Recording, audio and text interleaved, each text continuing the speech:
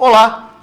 Quem não conhece a canção Nos Bailes da Vida, cantada por Milton Nascimento?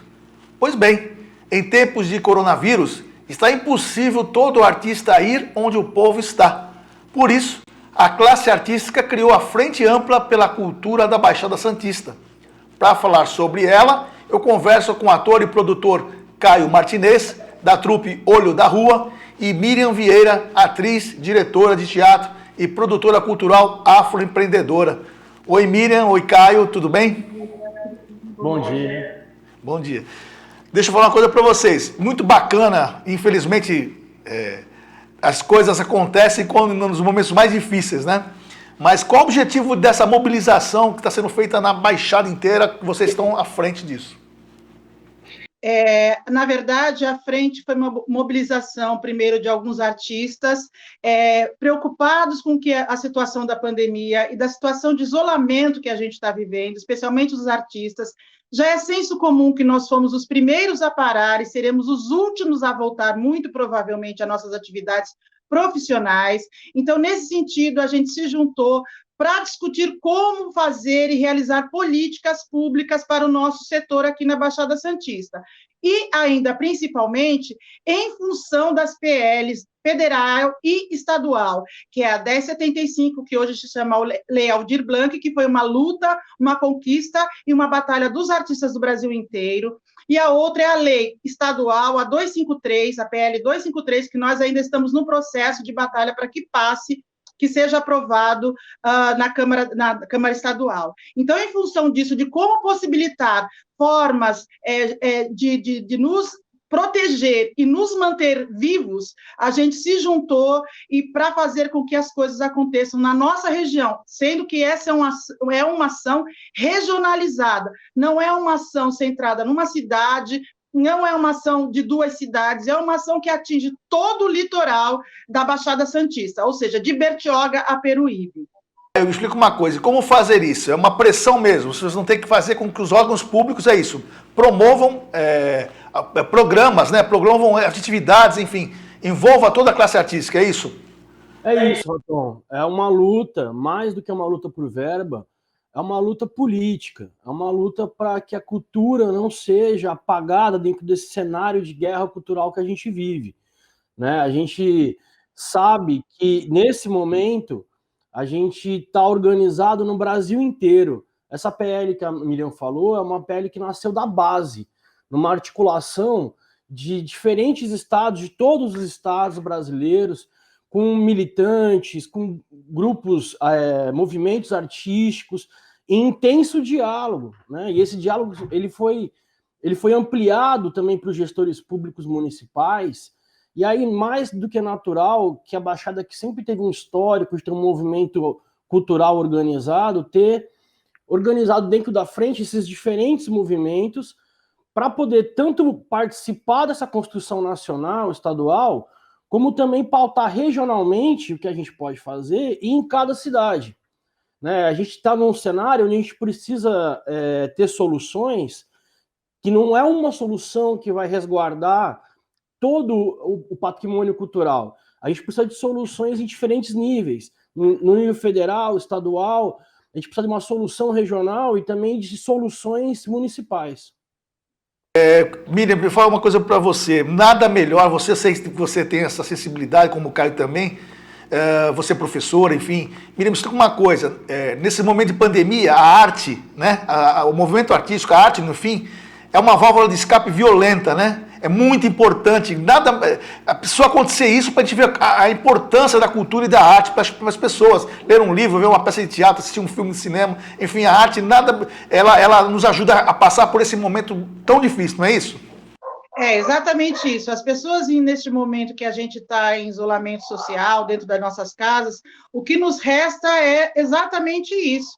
É ler um livro, ver uma série, assistir uma novela, assistir um filme, enfim, as atividades, mesmo o jogo de videogame que seu filho joga hoje, nesse momento, ele é construído por cabeças que pensam artisticamente, mesmo que seja uma plataforma que a gente não reconhece como arte, mas tem um diretor de arte por trás dele. Então, tudo isso Jogos de tabuleiro de mesa também tem uma criação artística, tem um desenho, tem um formato que foi pensado para isso. Tudo que a gente pensa, o seu CD que você hoje nem se escuta mais CD, eu acho, mas enfim, tudo que você escuta, a música que você escuta, o som que você gosta, a poesia que você escuta, seu artista preferido, a live do seu artista preferido, ele é um produto artístico. E essas construções que a gente tenta fazer na região, e essa somatória junto com o Estado e com o país, é nesse sentido, é no sentido de que a gente, mesmo isolado, a gente não cria um distanciamento do fazer artístico e das lutas cotidianas, porque não pode ser paredes que nos separem. Nós precisamos, hoje mais do que nunca, em função da própria pandemia, entender que é o momento de estar juntos, embora estejamos separados.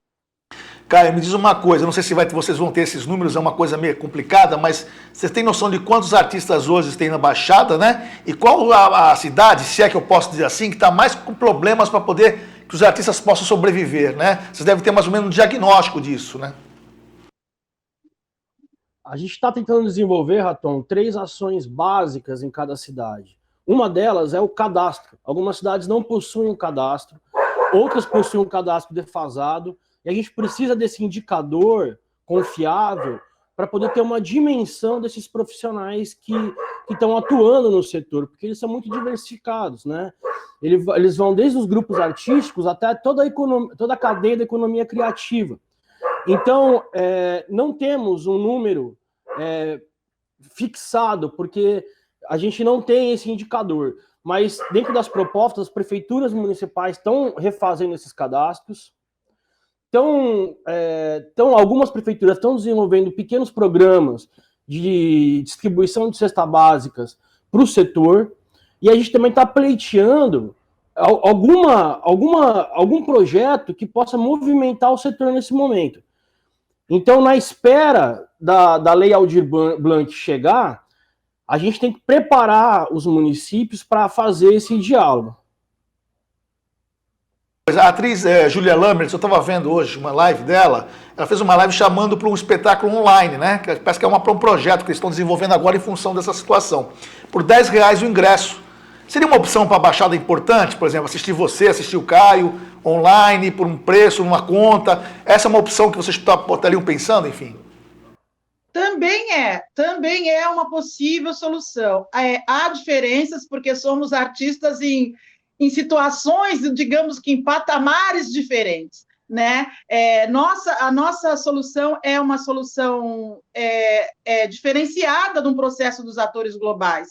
Nós atuamos junto aos nossos, junto às nossas bases, junto às nossas periferias, junto às nossas cidades. Óbvio que é absolutamente importante o que a Lilian faz. A Lilian é amiga nossa, é amiga sua particularmente, né, Raton? E a gente sabe do empenho dela com essas causas, e a gente sabe também que existem muitos artistas que não estão sendo atendidos, porque não conseguiram auxílio emergencial do governo, não conseguiram, de forma nenhuma, pagar sua subsistência, comer. Nós simplesmente achamos que é impossível um secretário, um departamento de cultura de uma cidade não ter a sensibilidade de fazer um intermédio entre a Secretaria de Cultura e a pasta afim, que cuida dessas questões sociais, de não entender que uma cidade tem 40, 50, 60, 100 artistas com necessidades. E a necessidade é a fome. E contra a fome não há argumento. É fome e ponto. A gente precisa fazer com que essas pessoas comam. A gente conseguiu em algumas cidades esse avanço. Santos conseguiu isso. São Vicente conseguiu isso. E a gente espera que as outras cidades da Baixada, Guarujá, Cubatão, Praia Grande, todas as 9, consigam entender que fome é para ontem, e não é só para artista, é para todo mundo. Não existe discussão sobre a fome. A fome a gente mata dando o que comer. Exatamente. E, Raton, ontem aconteceu algo histórico. A Câmara Setorial do Condesb de Cultura, que reúne os 9 secretários de cultura da região, a gente conseguiu pleitear uma reunião, uma webconferência, com representantes artísticos de todas as cidades, 3 representantes de todas as cidades, com os secretários, justamente para poder alinhar uma estratégia regional, né? Infelizmente, das 9 cidades, apenas o Guarujá, que o secretário manifestou que não tinha interesse em dialogar. Então, ele nem participou da reunião, né? E não abre diálogo com o movimento local. Então, isso preocupa muito a gente, com nossos companheiros do Guarujá. Eles não estão sozinhos, porque é justamente isso que você falou. As iniciativas individuais, elas são válidas e importantes, mas as pessoas não podem se sentir sozinhos no meio de uma pandemia. A luta é coletiva para soluções coletivas. Eu espero muito que todos os artistas que estejam fazendo iniciativas individuais tenham sucesso, mas a gente precisa garantir que quem está lá na ponta, a comunidade LGBT, a comunidade negra, que eles possam ter acesso a essas políticas. O artista periférico, que muitas vezes não tem condição de estar fazendo uma ação pela internet, ele tem que estar resguardado nesse momento. Perfeito. Deixa eu falar uma coisa para vocês. Vocês acham que vocês dois, enfim, para a gente ter que acabar o programa agora, tu vê como é rápido, né? Mas eu me coloco à disposição como jornalista de vocês sempre. Porque cultura para mim é essencial na minha vida, né? Então, estou à disposição de vocês para fazer alguma coisa sobre Guarujá, enfim. Mas você acha, uma última pergunta, esse governo atual, nosso governo atual, estou falando do governo federal, né, que está massacrando artistas, massacra jornalistas, massacra, enfim, as pontas, né, onde mais tem relação com a população, atrapalhou muito e está prejudicando muito a classe artística no país. Sem dúvida nenhuma, é uma política de perseguição à classe artística do país. Nós, como somos pensadores, fazedores de cultura do país, exercemos diuturnamente a condição de pensar e perceber o que está acontecendo no entorno. A gente percebe que é uma política de destruição das políticas públicas com relação à cultura no país.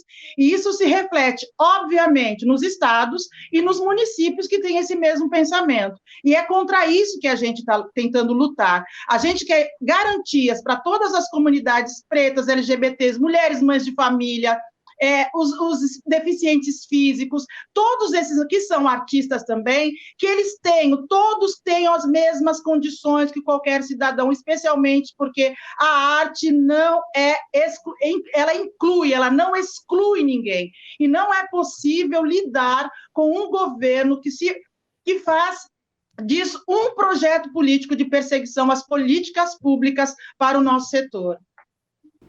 Ok, gente, muito obrigado pela participação de vocês. Eu vou encerrar o programa agora, mas antes eu quero dar um toque no governo de Guarujá, no secretário de Cultura de Guarujá. Por favor, Guarujá precisa nesse momento dos artistas. Precisa dos artistas. Então faço um apelo. Senhor secretário de Cultura de Guarujá, é hora de olhar pelos artistas. Aliás, o senhor está na cadeira porque o senhor precisa dos artistas. Sem os artistas, o senhor nem precisava nem da Secretaria de Cultura, correto? Então vamos fazer um apelo aí. Miriam, Caio, muito obrigado. Eu conheço bastante vocês, conheço o trabalho de vocês, que eu acho fundamental para a Baixada. Tá bom? Não é para Santos, não, é para a Baixada. Tá bom? Pro Brasil, né? Pro Brasil. Pro Brasil. Muito obrigado mesmo por vocês, tá bom? Um abraço. Um abraço, então. É isso. Acompanhe o Diário pelo Facebook, também pelo site www.diariolitoral.com.br e confira impresso numa banca perto de você. Até o próximo boletim. Tchau.